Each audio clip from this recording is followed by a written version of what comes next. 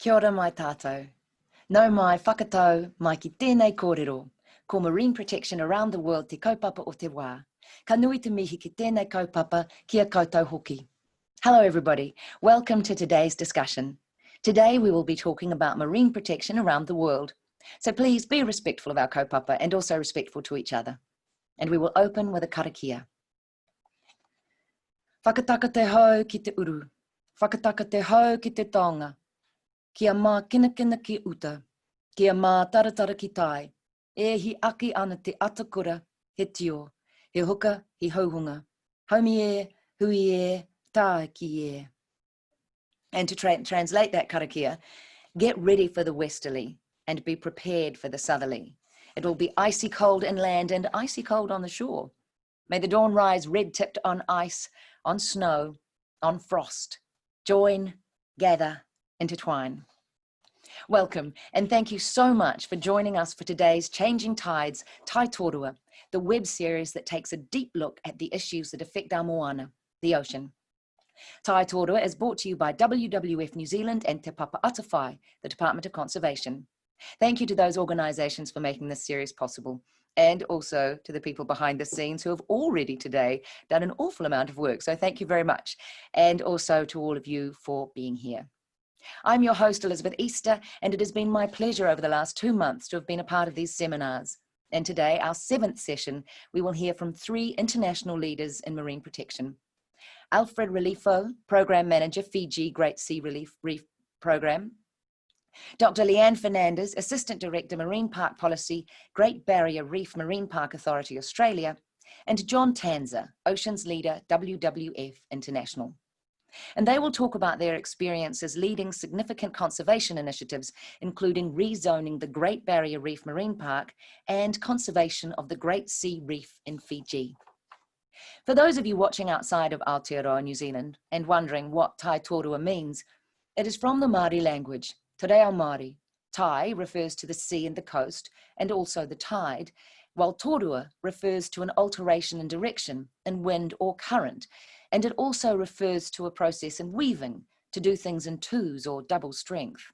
And the aim of Tai Tōrua, this webinar series, is to make the wisdom of experts from Aotearoa and around the world accessible as we discuss the issues impacting the health of the ocean and the impacts of climate change on marine environments.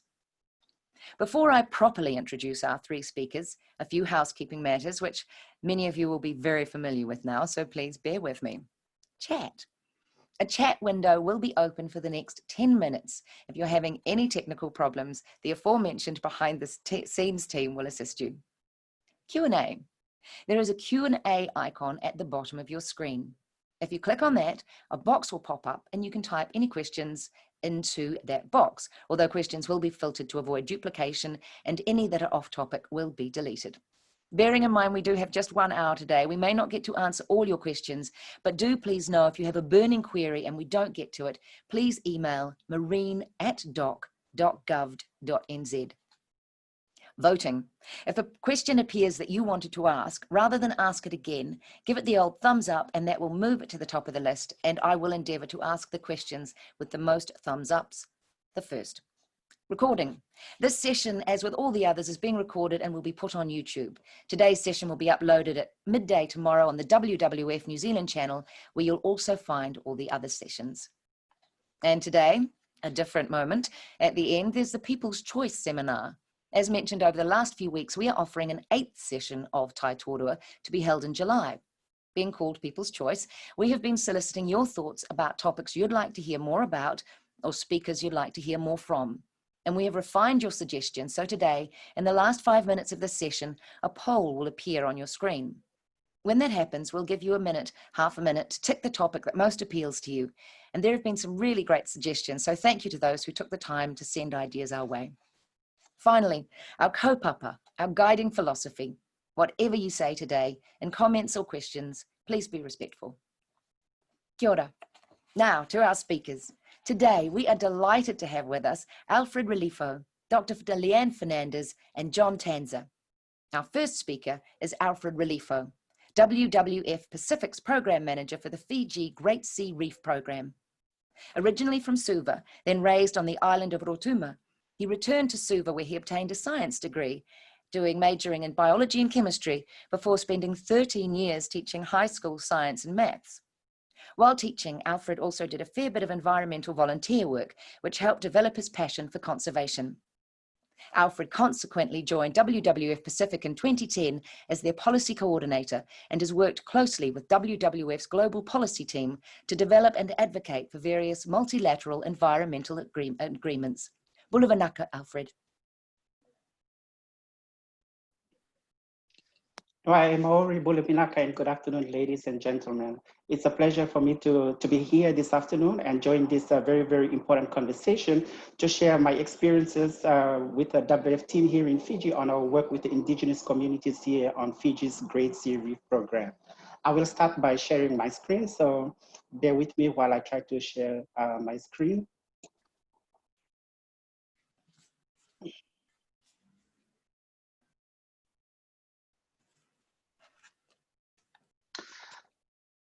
So Fiji's Great Sea Reef is the third longest reef system in the world. The Great Sea Reef land and seascape covers about 50% of the land area of the two larger islands, and it extends towards the outer reef system and beyond, covering about 42% of Fiji's population who entirely depends on this reef system for survival, especially for food security, but also economic security as well. Apart from being the most diverse reef system, apart from being the third longest reef system in the world, the Great Sea Reef is also the most diverse reef system here in Fiji. And it supplies about 70% of the fish that is consumed in urban centers in the domestic market. And on this very, very important Great Sea Reef system, there's about a total of 28,181 square kilometers of terrestrial and marine areas. And also on this reef system as well, you have the Golingoli-Dokovata Ramsar site, a recently designated wetland of international importance, and I'll talk more about this later on in my presentation.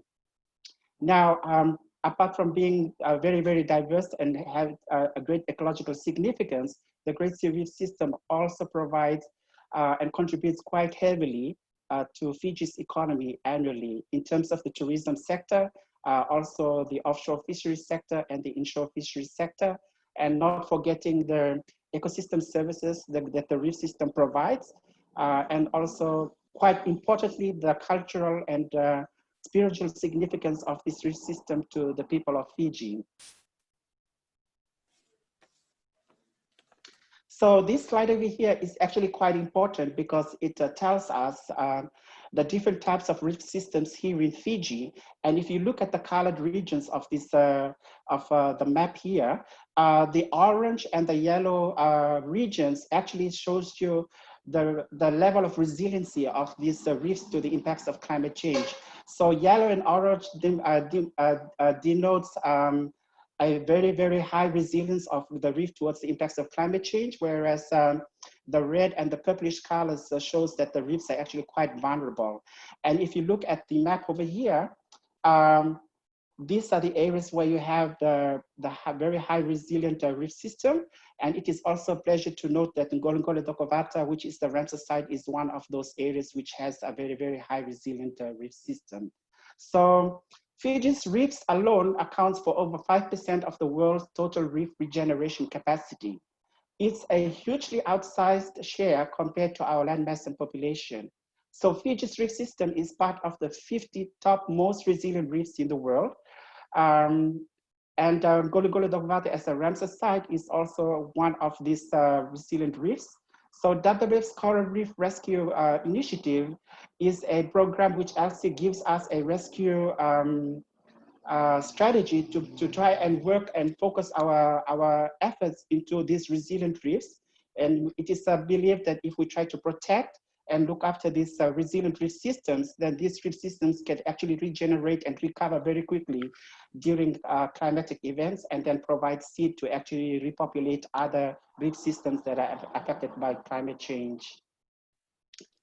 I'm going to talk a little briefly about WWF's engagement with the Great Sea Reef since 1998. And this slide actually shows us the different types of milestones that were achieved since our first engagement with the Great Sea Reef community in 1998. You see, WWF was first invited to work in the communities within the Great Sea Reef by the late Tui Madawata, who is the paramount chief of the province of Madawata. I will not go into much detail, but I just wanted to note that in 2004, upon invitation by the late Tui Madawata, WWF facilitated the first Great Sea Reef Marine Biological Survey. And in 2005, the Fiji government announced that 30% of its marine areas will be put under effective protection and management by 2020. And this is Fiji government's commitment towards the Convention on Biological Diversity. So since the Marine Biological Survey in 2004, WWF working together very closely with the communities of Madawata province, were able to use traditional knowledge and practices together with scientific data and information to develop the community's locally managed marine area and protected areas network. And since then, WWF had been facilitating a national campaign to create awareness on this very, very important reef system. By 2011 onwards, a regional and an international campaign started for the Great Sea Reef Programme. And 2012, the Fiji government actually nominated the Great Sea Reef Programme as a Ramsar site. So a lot of the important international events that I would like to also highlight was that the World Park Congress in 2014 in Sydney, also the UN Oceans Conference in 2017, together with COP23 and COP25 also in last year. The Great Sea Reef was actually mentioned very prominently in these international events. In 2018, after working together with the Fiji government and the communities of the Great Sea Reef Programme, Golgole Dokovata was formally designated as a Ramsar site. And it was also quite critical, important because we also were able to launch the International Year of the Coral Reefs together with the communities of Golgole Dokovata on the Great Sea Reef at the same time. In 2019 at COP25, the Fiji government actually endorsed and supported WWF's Coral Reef Rescue Initiative because of the importance of Fiji's reef systems as part of this initiative. And since 2017, WWF, the global network, together with the Fiji government and our office here in Fiji and the local communities, through many levels of consultations and through many discussions and Talano sessions, we were able to come up with a new Great Sea Reef Programme, which will be implemented for the next 10 years. And it is called the Great Sea Reef Resilience Programme. This slide is actually quite important because it shows us the various types of traditional or customary fishing grounds that are here in Fiji's EEZ. You see, the EEZ is divided into the inshore and the offshore area, and the communities own the customary fishing rights of the inshore areas. So each of the areas of the fishing grounds is actually marked with boundaries. And so there are different types of traditional fishing grounds in terms of size.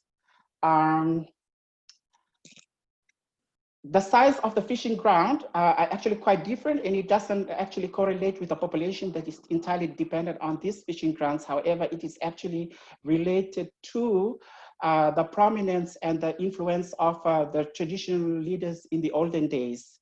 So if you could see over here, the cream-colored fishing grounds are all the fishing grounds that are currently under the locally managed marine areas network, whereas the blue ones are the ones that have not yet part of the locally managed marine areas network. The red boundaries actually highlight and showcase the various types of protected areas that are part of the locally managed marine areas network. These are traditional fishing grounds and reserves that are part of that the communities have come up with as part of their management plans.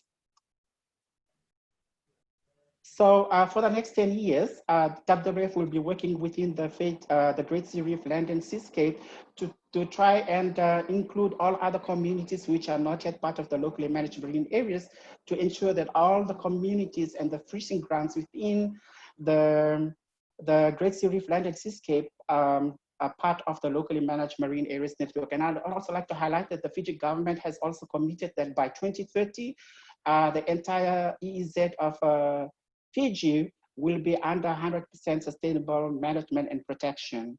So this will be contributing towards that target by 2030. This is a map of the Golongoli Dokovata of the Great Sea Reef.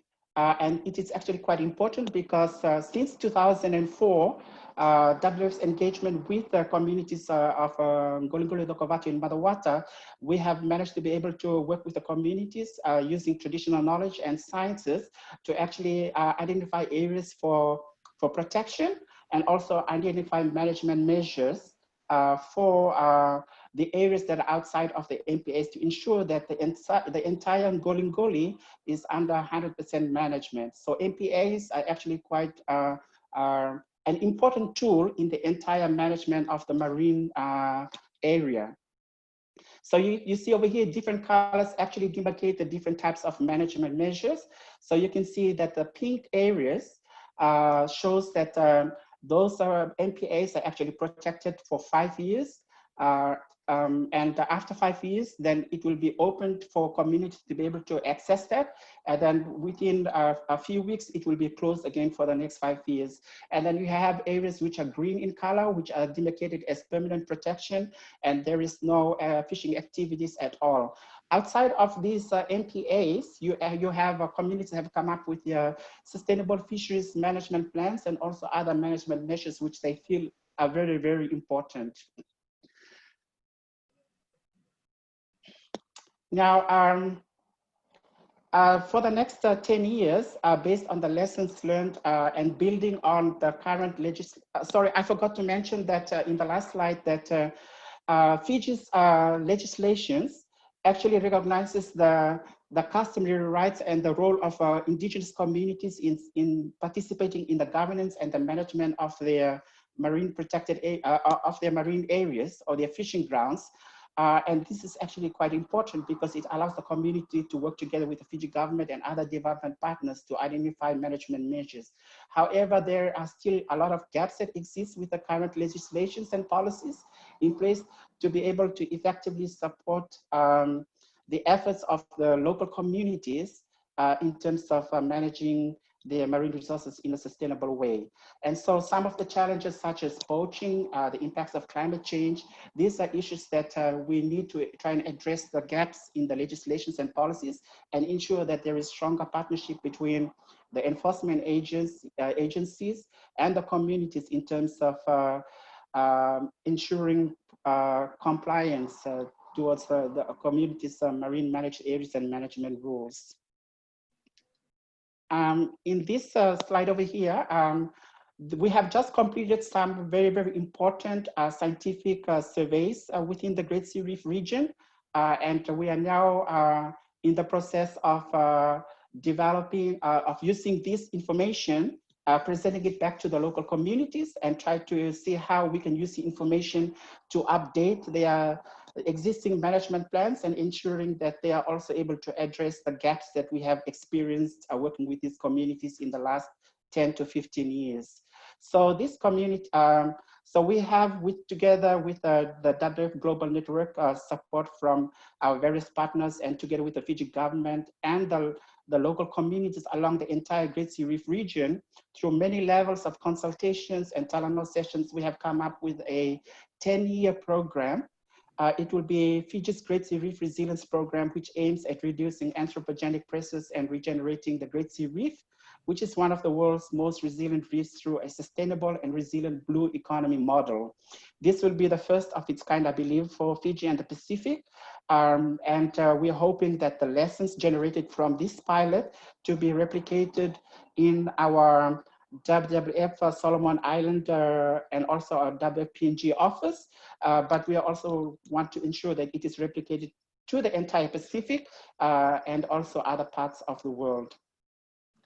So you can see that using the multiple threats, this new program is going to address all the multiple threats in terms of priority for the next 10 years, but at the same time, it ensures that we are going to change the way businesses are carried out in this region and transform these businesses into sustainable regenerative businesses that will address the huge threats associated with over-extraction and poaching, and ensuring that there's knowledge management, monitoring and evaluation, and sharing of lessons, integrating it back into the program, but sharing it with other like communities. This slide here actually shows us the various types of partners that we work with in terms of that we will be working with for the next 10 years, the type of funding streams that we will be tapping into. You'll notice that we have about 40 million grant-based program, and this will be sourced through multilateral and public funding. We also have impact investments in place, and also international investors and donors. So this is going to be a partnership between the local communities, the Fiji government, development partners, donor agencies, the financial institutions, as well as the private sector. That is all I have for you now, and I look forward to the discussion at the end of this session. Thank you very much, and Binaka Vakalevu. Alfred. And for anyone who's wondering, the screen behind Alfred, those paintings were painted by Alfred himself. And now we welcome Dr. Lee Ann Fernandez. Dr. Fernandez holds master's degrees in both tropical ecology and economics, while her PhD in geography incorporated natural and social sciences into an integrated decision support system for coral reef management. Over the last decade, Leanne has applied her knowledge to address marine resource management problems in the islands of Hawaii, the Maldives, Caribbean, the North Sea, and coastal Australia, and has worked with 5 Pacific Island governments supporting their efforts towards national-scale integrated ocean management. Dr. Fernandez was manager of the Representative Areas program, involving collaborations with over 70 communities and traditional owner groups, over 10 government agencies, and more than 20 different stakeholder groups. That program led to the establishment of over 1/3 of the Great Barrier Reef Marine Park being made no-take protected areas. Leanne now works at the Great Barrier Reef Marine Park Authority, as well as running her own consulting company. Kia ora, Dr. Fernandez. Leanne. Thank you. Thank you very much for having me. I'm excited to be here. I'm going to share my screen with you. All goes well. I'm going to rely quite a bit on work that I did when I was at IUCN at the Oceania Regional Office there, and I think it's possible I saw a couple of my ex-colleagues might be on the webinar, which would be fun if they are. Hello. But Alfred knows those guys very well as I do. So I'm just going to. I'd like to acknowledge the traditional owners of the Great Barrier Reef Sea Country, particularly the traditional owners of the land where I am at the moment, the Wulkurukapa and the Bindal people. I'd like to acknowledge their elders past, present and emerging, and their ongoing connections with the sea country of the Great Barrier Reef. So I'm going to talk, I've got three main things I'm going to talk about. Just to clarify, understanding that many different people are looking at marine spatial planning and marine protected areas, just to talk about what that is, a process for getting there, and then also pick out a couple of the key steps in that process to highlight and discuss with you all. So marine spatial planning is a process, it's not an outcome. It can contribute and facilitate integrated ocean and coastal management. The output or outcome can be a marine spatial plan, or it might be a network of marine protected areas, or it could be both, one within the other. A marine spatial plan can deliver different kinds of ocean zones, and some of those might be marine protected areas. The discussion that I'm going to be having with you guys is very much drawing upon the work that I did when I was with the Great Barrier Reef Marine Park Authority, managing the rezoning of the marine park. John Tanzer, who will be speaking next, will go into more depth about some of those lessons learned. But then also the transferability of some of what the experience I had to the Pacific, which then I think has a broader implication that if the lessons are transferable to the Pacific, some of them may be transferable to other jurisdictions as well. So in working with Tonga, Solomon Islands, Fiji and Vanuatu in particular, we crystallised the process for each of those governments were interested in doing national scale marine spatial planning.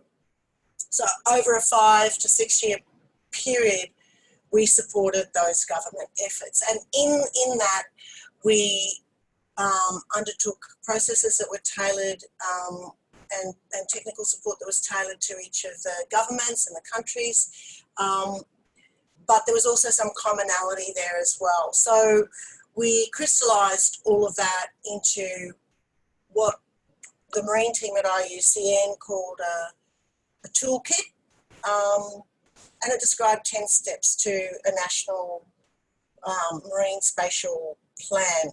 So there again, I'd like to acknowledge Hans Wendt and the marine team at IUCN Oro.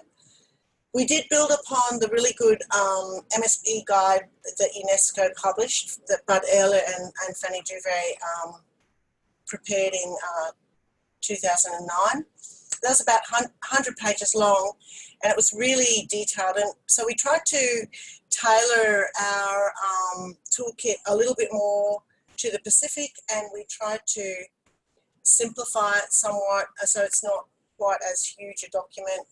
And it really focused on just the marine spatial planning itself rather than the implementation of a marine spatial plan, which is very important, but we just tried to make it a bit simpler.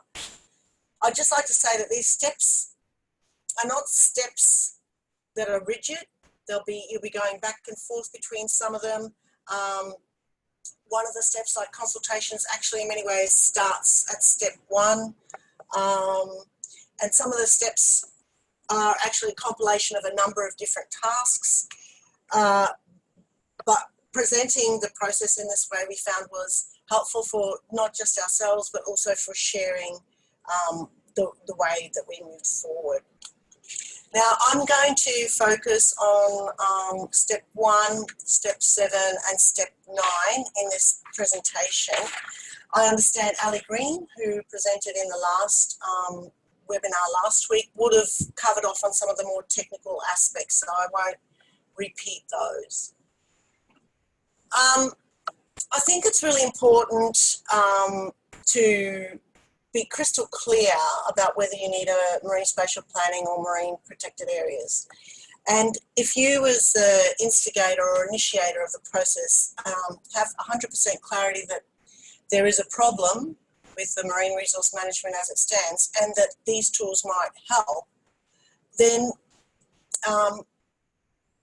you will need to share the logic and the evidence and the justification that led you to that place with others that you will need to be working with. So you can't assume that there's an agreed base of understanding across all the parties. And so I think that needs to be conversations that happen at the very beginning to share your knowledge and your position on broadly a way forward. And then through that process, you can also start to identify those that also acknowledge a problem, both in terms of the groups of people that acknowledge that there is a problem and that this might be part of the solution as a way forward, and then also specific individuals who may have positions of influence or simply are influential in their own right. I think that's a very important part of the process so that they can be also contributing to delivery of the solution. it's important to foster and support these influencers so that they know at every step where things are going and what's working and what's not working and the impediments that are coming, so that they can continue to support what you're trying to do in an informed manner. And who needs to be involved in the process more generally? So that will include some of the people identified in B, but that'll be a bigger group of people. So it will include those that have the technical knowledge and that have the knowledge about the values and the culture and the uses and the biodiversity. So, and also those that are already involved in the governance systems around marine resource management, where that's relevant.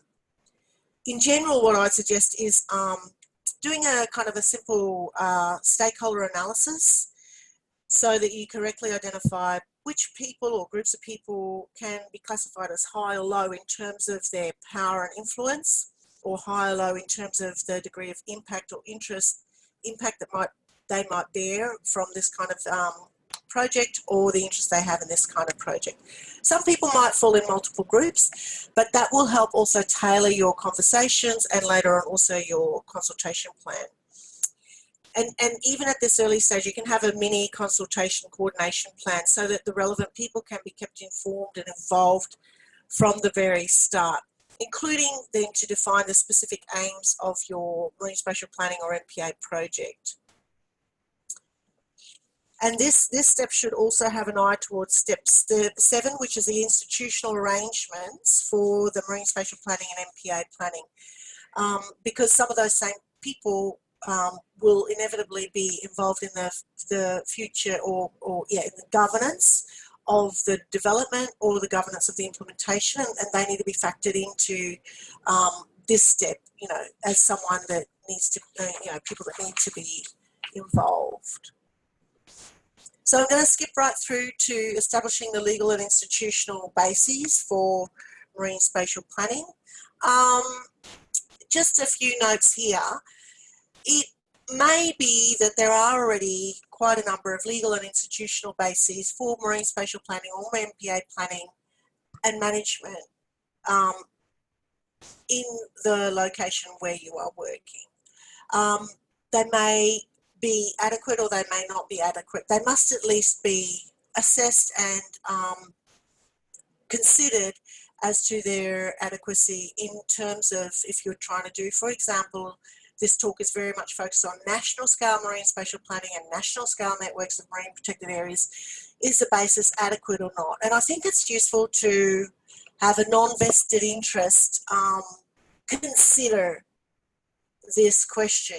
Because it's very easy if you're in charge of some piece of this puzzle to feel like the whole puzzle should belong to you, whereas a disinterested party can perhaps look at it a little bit more objectively. It's also true that you may have an eye on the legal and institutional framework that needs to be in place for implementing and managing your network of marine protected areas or your national marine spatial plan. And that might not be in place, or it might be a while to get that in place. It doesn't mean that the planning and the development can't happen under a different legal and institutional basis. They don't have to be the same, but they need to talk to each other and they need to obviously dovetail well. But I do think significant effort should be applied well before implementation to, as I mentioned, assess what's the best legal and institutional framework for implementation. And that has to include traditional systems of management and power, as well as formal systems of management and power.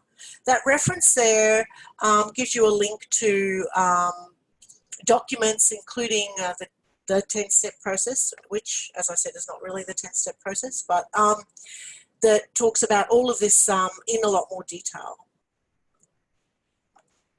And then I'll skip to step 9, which is also very important.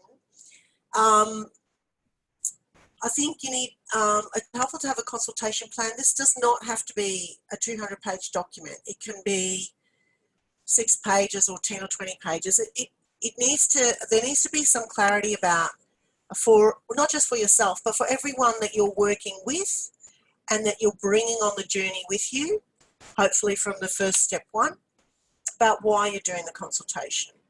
And the purpose of the consultation might be very different at the different phases. So, for example, the purpose of the consultation in phase 1 might be to let people know that there's going to be a change and an improvement in marine resource management, and to invite input to that process.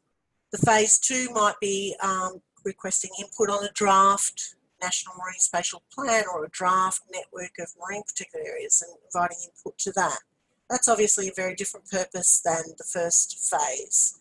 And a final phase might just be letting people know that the final network of marine protected areas or Marine Spatial Plan has now come into effect, and that they need to comply with the new access requirements. You're going to have different audiences, and they're going to bring different viewpoints and opinions to the table. It's important to acknowledge this and also tailor your presentations, your discussions, and your key messages to acknowledge those differences between the different people that you are talking with or communicating with. For each of the different phases, you'll have key messages, again, that might be influenced by the audience. And then it's important to think about the best communication tools that you can use. And there's a huge variety of tools. Often people start with the tools. I think that should come after you're clear about why you're consulting and what your key messages are and so on. There's obviously things like newsletters or websites, social media. Face-to-face meetings are often highly preferable, but hugely expensive in terms of people's time, but also travel. So that needs to be judiciously managed with regard to the budget and the resources you have. So the budget and the resources needs to intersect with your comms plan so that your comms plan is doable. And you also need to consider the timelines. The timelines need to factor in also certain events. So, for example, elections can be very important in timelines, and they need to be factored in. So I was trying to focus this talk on some things that in some ways sound really boring. I mean, I personally love doing the technical stuff better, if I'm honest. Describing the marine biodiversity, design principles, all that kind of stuff. But while I think that's a necessary part of the whole planning process, it's necessary, but it is in no way sufficient. So my take-home messages are really 3. Don't assume people agree or understand that there's a problem that needs to be fixed. Don't assume that people know how something like an MPA network or a marine spatial plan might be part of the solution to fix the problem. Acknowledge and factor in the politics. So I think about big P politics, which is your whole landscape of elected or otherwise formally acknowledged and chosen representatives. And talk to people from all the different strands and strains of big P politics. Be multi-partisan in that regard. Show no favour in making sure the information is shared, because if you're doing something at a national scale, the chances are there will be a change in the flavour of the month in terms of the big P politics and who is the elected representatives. So you want them all to be briefed and as far as possible, informed and as far as possible on side. The little P politics is more about what's behind the scenes, the power players, the influencers, and also bringing them on the journey as far as possible. I think it's important to choose your battles in terms of the politics. If it doesn't matter to achieving the outcome, give away those wins. It's on the big issues. Try and conduct negotiations and conversations in such a way that people don't feel impelled to state their point of view in a public fora such that they can never deviate again from that point of view without losing face. Even if down the track they maybe do want to change their point of view, but they've already publicly said X and now they can't say Y because it looks bad. So try and avoid that as much as possible. And then the consultations have to be thorough and genuine. You know, communicate with all the interested parties and stakeholders as much as possible, given the resource constraints. I understand you can't do it all. But also in those communications, be clear about what people can and cannot expect from the planning process. Don't promise even little things. Don't promise little things if you can't deliver them. And also feel comfortable that 100% perfect consensus is not going to be achieved ever.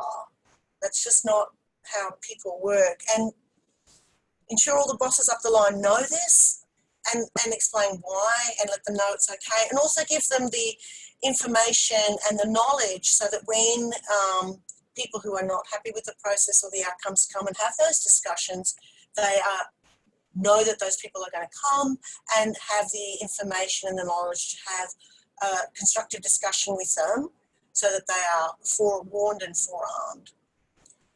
And I think it's also useful to gather information. You know, it doesn't work in all countries, but I think in, for example, New Zealand, Australia, it would work to get information about what the people of the country want with regard to their marine resources, because mostly, not exclusively, but mostly a lot of government is trying to manage marine resources on behalf of the people of the nation.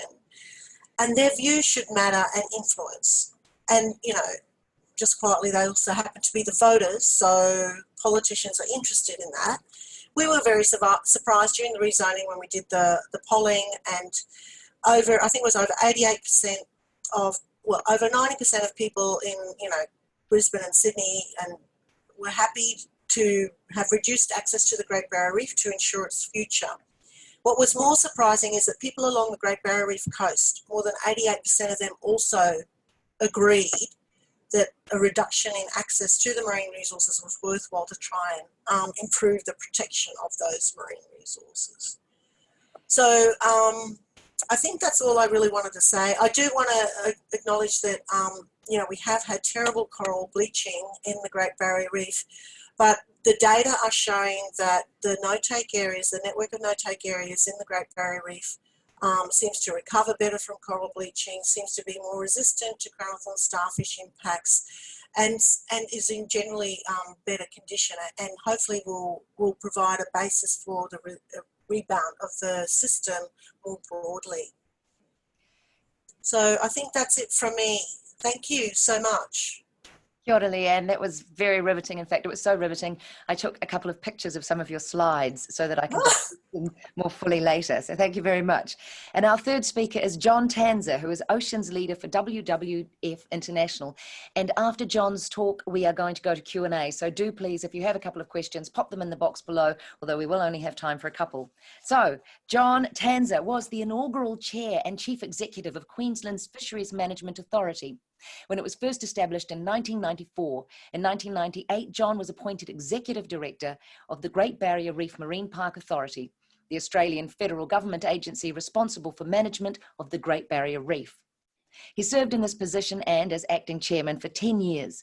From 2001 onwards, John was the Executive Director responsible for the oversight of the spatial rezoning of the Great Barrier Reef Marine Park based on the Representative Areas Program, which resulted in highly protected area increased from around 5% to over 33% of the 350,000 square kilometre park. In February 2012, John joined WWF International as the Director, Global Marine Programme, and was subsequently appointed Leader of the WWF Oceans Practice in late 2016. His responsibilities include development and implementation of a new global ocean strategy that supports the effective implementation of the Sustainable Development Goals. Kia ora, John. Thanks very much, Elisabeth, and very pleased to be here, and what a great initiative from WWF New Zealand and Department of Conservation. This series has turned out to be Changing Tides. It's a real privilege to be able to join you. I'm going to share my screen, hopefully, and yes, that worked. Just as I'm doing that, I also want to acknowledge the traditional owners, the sea country people of the Great Barrier Reef in particular, and the place where I'm sitting today, the Wulgurukaba and the Bindal people. Now, what I'm going to do, what I've been asked to do, so I hope I'm well behaved in that regard, is I'm going to talk about the rezoning of the Great Barrier Reef, which included the Representative Areas Program, but really focusing on the lessons and the learnings that I took away from that, and then some of the broader implications for elsewhere. Now, I want to stress in this that I'm not in any way talking on behalf, or can I talk on behalf of the Great Barrier Reef Marine Park Authority anymore. Those days are well behind me. These ideas of my own.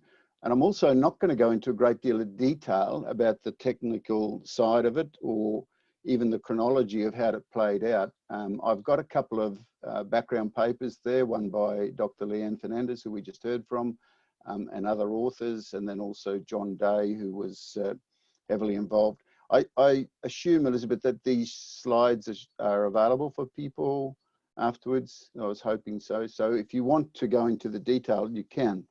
But just very quickly, I think as Leanne said, the rezoning led to an increase in the area of highly protected from less than 5%, which was heavily focused on coral reef and mainly offshore, to over 33% being highly protected, and importantly 20% in each of the bioregions being represented. But I also want to stress, and I always do this, that even though the Representative Areas Program, the network of highly protected areas, is really the foundation for the spatial management of the Great Barrier Reef today, the rezoning actually incorporated changes across all zones, and there were some really significant outcomes in that. And I'll just draw attention to the habitat protection, which is essentially the area that's closed to trawling, and that increased as part of the process quite significantly, with nearly 78% open to trawling prior to it. After the rezoning, nearly 34% was left open. So significant conservation gains from the broader changes to the zoning. And those zoning, the zoning plan that resulted and the zones within it were actually quite important in the negotiation process that went on. It was a controversial process. I'm not sure that everyone followed it.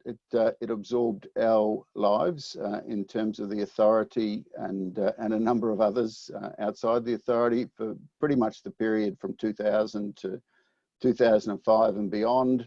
There was lots of public comment, lots of emotion, and then at the end of it, it was applauded as a really significant step forward in ocean conservation, marine conservation, and received a large number of international awards. Not to say the controversy around it disappeared.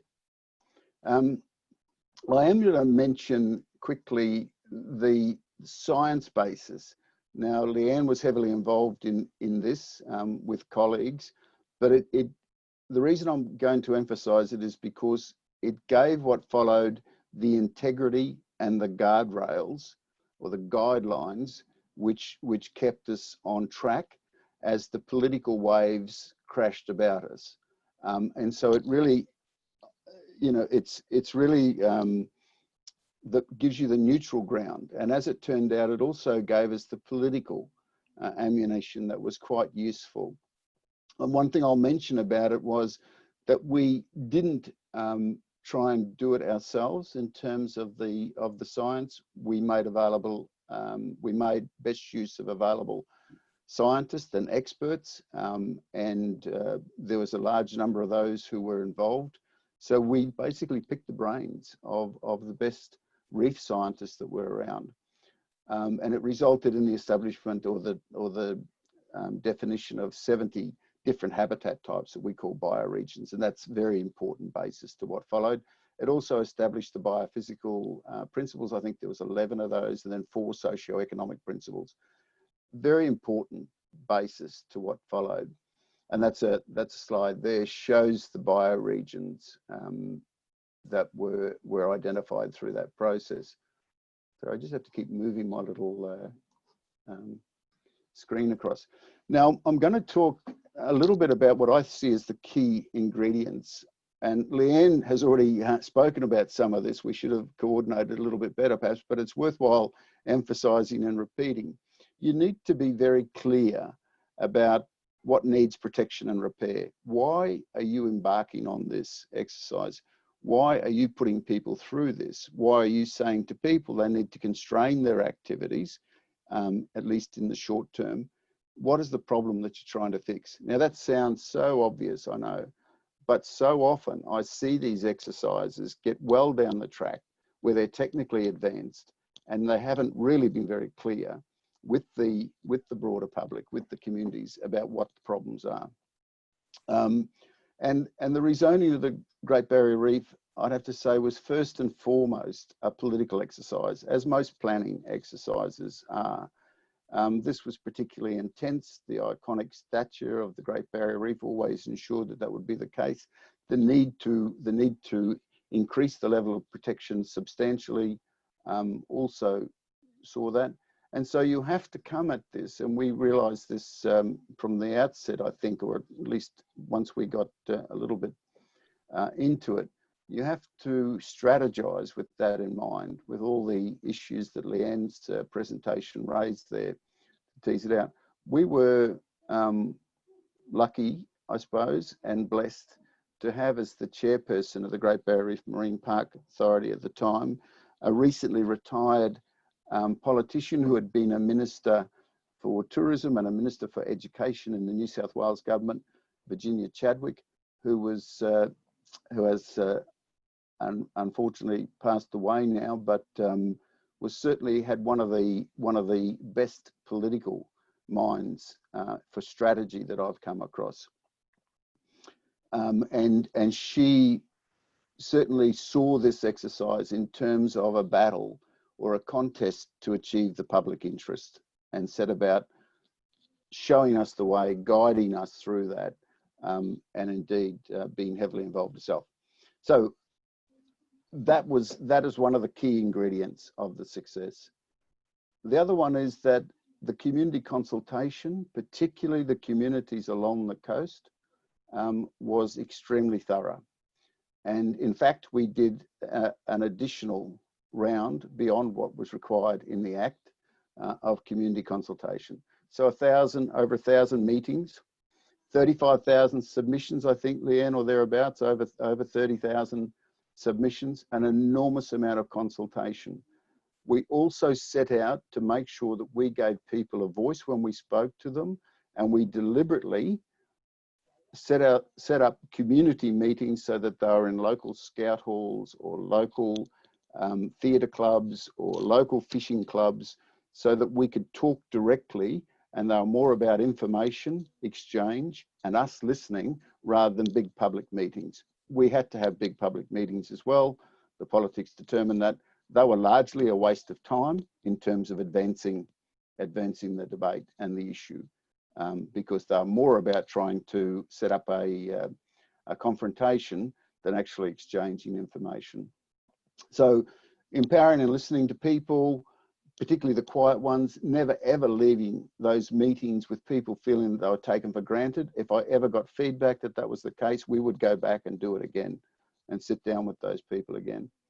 And we communicated in advance and we gave feedback afterwards. In terms of the organisational management, I think this was quite critical and something that's often underestimated. I've spoken a little bit about Virginia's leadership, but leadership overall, and that doesn't just mean the highest executives in the organisation, but leadership throughout the organisation. Teamwork, pulling together a team that's dedicated to the outcome was essential, and it would not have happened if we'd stayed with our old structural organisational arrangements. Having a dedicated task force that had the focus and was charged and empowered and had delegated decision making was absolutely essential. And then I think having within the authority a high level of fisheries expertise and access to fishing data was quite critical. And the final key ingredient of success that stands out to me is that we put a lot of emphasis on making the economic case for the rezoning. So it wasn't just about the biology of the reef or the biophysical principles. It was also about showing why this was a good investment. This was a good investment in the future of the Great Barrier Reef, and the 6.5 billion or thereabouts amount of economic value that it generates. It's an investment in the natural capital that is the Great Barrier Reef. I do want to just talk very briefly about some of the missed opportunities that I'll say. It was very political, as I said, and there was some unfortunate seeking of retribution that followed on from this, from sectors that, a sector in particular that felt aggrieved or that it hadn't achieved what it wanted to. And so there was a major review, and I think that set back the authority, but it also set back the implementation. But a few points, I do think that got in the way of us doing something which was going to be very valuable. And maybe it's been addressed now, so I'm talking from my experience, not from what the situation necessarily is now. But we had the opportunity, having built relationships with communities along the coast, deep relationships, levels of trust, high levels of understanding. We could have moved that to a situation of much more collaborative management. And I always used to say to the team that when the folks at the caravan park at Caramine Beach are coming to us in North Queensland and saying to us, you need to expand the green zones, or you need to shift the green zones, you're not covering the right places, then our work is largely advanced and done. Compliance and enforcement, absolutely critical that when you put a new arrangement, a dramatic shift in the level of protection like this in place, that you do plan well and implement a strong system of compliance and enforcement, particularly in the early stages, but then ongoing as well. And probably one of the biggest issues that we dropped the ball on, and I'm not being critical of Grabumpa in this, I think it came about from other issues, but was the monitoring of the performance of the zoning plan, and doing that in a way that was communicated quite widely back to community groups, back to industry groups, and to politicians and decision makers as well. The other one is, I think, you know, the protection of key spawning and nursery areas for commercial and recreationally important species. We were not allowed to do that because of institutional tension, I guess, between fisheries departments and sectors. And we did, I think, manage to, because of the size of the no-take areas, get protection in place for key areas, but it would have been better if it was much more systematically done. I've just noted a few issues here that I think are broader relevance, and coming on from that last point, we need to be much more upfront, confident, and talk about the science that's there in terms of the role that no-take areas have in fisheries sustainability. It needs to be recognised and not hidden, and it needs to be incorporated upfront, as I was saying, in these planning exercises. Similarly, the importance of fish beyond that as food, their importance in ecosystem functioning and resilience must be properly valued, both in the economic sense, the science sense, and the policy sense. I'd argue strongly that the need for more data is acting as a holding pattern, which is stopping marine protection, the establishment of marine protected areas effectively enough. And we need to, I think, be much more bold in moving forward and not seeking perfect information. Zoning, of course, is a tool. Zoning is effective as the broader management framework. It's not a substitute for good, effective fisheries management. It should be complementary with that. It can't deal with water quality, but it can build resilience in terms of climate change. But you do need a broader management framework, of course, beyond zoning. And my final point is that as we go forward in seeking to better conserve our oceans, and particularly our coastal areas, we need much less sectorial and institutional warfare. which is often based on self-interest, unfortunately often based on egos and patch protection. And we need a much more integrated approach where we deal with the important interests, because no one's winning. The oceans are losing, and so too are future generations. Thanks very much. Kia ora, John. That really resonated with me about the looking at fish, you know, beyond their role as food and also being bold and the egos. I'm going to take a lot of that home and percolate. Now, we are getting close to time, but we don't want to not have any Q&As. Before we go to a Q&A, we're going to go a little bit over, so please do stay with us if you can. We're going to quickly pop the poll up on screen, which is going to determine what the People's Choice webinar will be. So if you could just take 20 seconds, I'm going to make it less than a minute now, less than 30 seconds. It will pop up on screen now. If you could please pick which thing you would like for the webinar in July, the People's Choice webinar. You now have 15 seconds starting from now, and then we'll ask a couple of questions.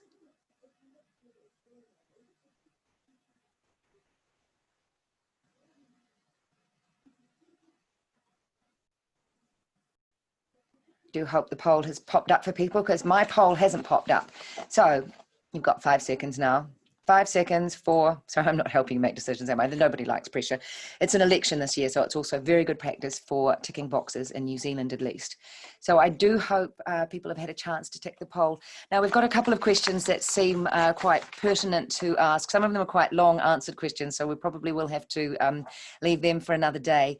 But one of them is, has the success of the Great Barrier Reef Marine Park helped inspire further marine protection elsewhere in Australia? And if so, where? Who'd like to take that? Leanne, John? Look, I think not to the extent that I'd hoped, and it should do. I think because it was so controversial that actually it led, and there was unfortunately a deal of retribution that was dealt out afterwards for crass political reasons, I would argue. And that did bring about a shyness or a hesitancy in other jurisdictions to be as bold. But it certainly has informed, I think, what's required to put in place an effective network of MPAs. And probably in other jurisdictions outside of Australia, we're seeing more carriage of that, where coastal communities are more empowered and wanting to get on with the job. Kia ora. And we have a question here that I think people will use to actually do things. How can individuals help in the creation of marine conservation parks in New Zealand particularly? You've been asked about the Bay of Plenty and Hauraki Gulf, but just anywhere. What can people do? Who'd like to take that? I can have a go. I think the avenues for input, I think there's some similarities between Australia and New Zealand. The avenues for input to really formal government implementation of marine protected areas, the door needs to be opened by the government there.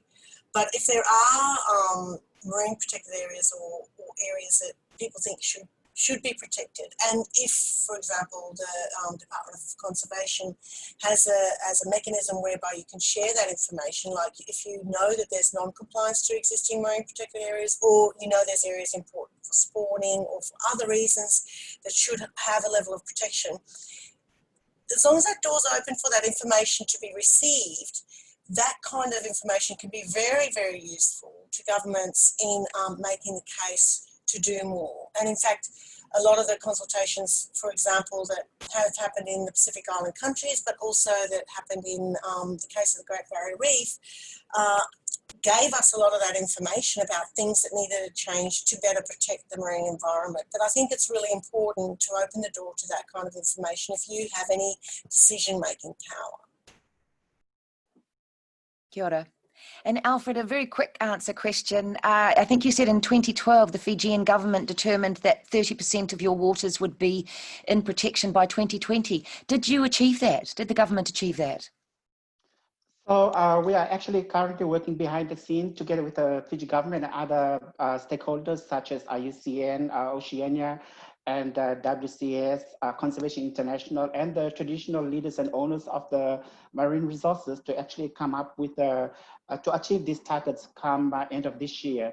So there's a lot of consultations that are ongoing right now to ensure that we protect that 30% of our marine areas. If you'll notice that the inshore area of Fiji waters is make up only about 2% of the entire EEZ. So a lot of these marine protected areas has to come from the offshore area. So there's a lot of work going on now to achieve that by the end of this year. Congratulations. I wish we could adopt some of those policies with, yeah, 30% sounds marvelous. Now I'm going to ask one question, and if all three of you could just have, tell us what based on your experiences, what would the panel members suggest is the single most important piece of advice that they could give to managers wanting to build support for marine protected areas? You go first, Alfred, you're right there. I think the momentum is growing in terms of people who have access to marine resources to put their marine resources under sustainable management and protection. There's a lot of lessons being learned from communities that are doing that very well. And I think there's a growing momentum towards heading in that direction. And I think organizations such as WWF and other development partners, together with champions from the governments and also from local communities, can help to promote and act as conveners, facilitators to try and make this happen, connecting to the various donors, scientific information, and also scientists and anybody who's willing to participate. So I would say put yourself out there and ask around and hope that, and there's definitely going to be a lot of people that is going to respond to provide that support and make that happen. Kia ora. John, have you got something to add to that? I think we've got to be get much better at talking about the benefits that MPAs bring. I mean, I always say that MPAs can pay their way, and MPAs are natural assets that generate goods and services and benefits for people. We're probably not as good at communicating that as what we need to be. We tend to take a more technical perspective, but really MPAs are for people. They're about people, and we need to just make that point whenever we can. Thanks. Kia ora, John. And Leanne?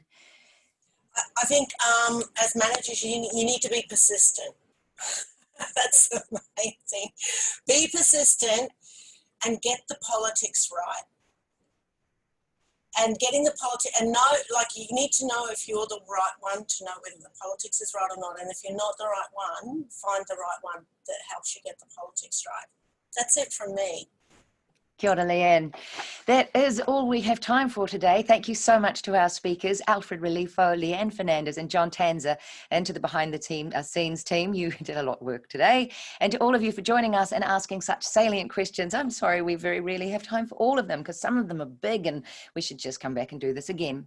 And you've done the poll, and we will email all previous attendees with details of the People's Choice webinar, when it will occur, what it will be about, and who will be speaking. We'll also be sending out a short evaluation form for this webinar series and would appreciate you taking a few minutes to complete it.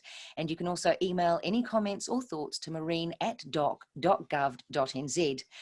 And if people could just put their egos aside in favour of marine protection in the planet, wouldn't that be nice? So, yes, although I'm probably speaking to the converted, we will close with a karakia. Kia ora mai tātou. Kia whakaira te tapu. Kia wātia ai te ara. Kia tūroki whakataha ai, kia tūroki whakataha ai. Haumi e, hui e, tae ki e.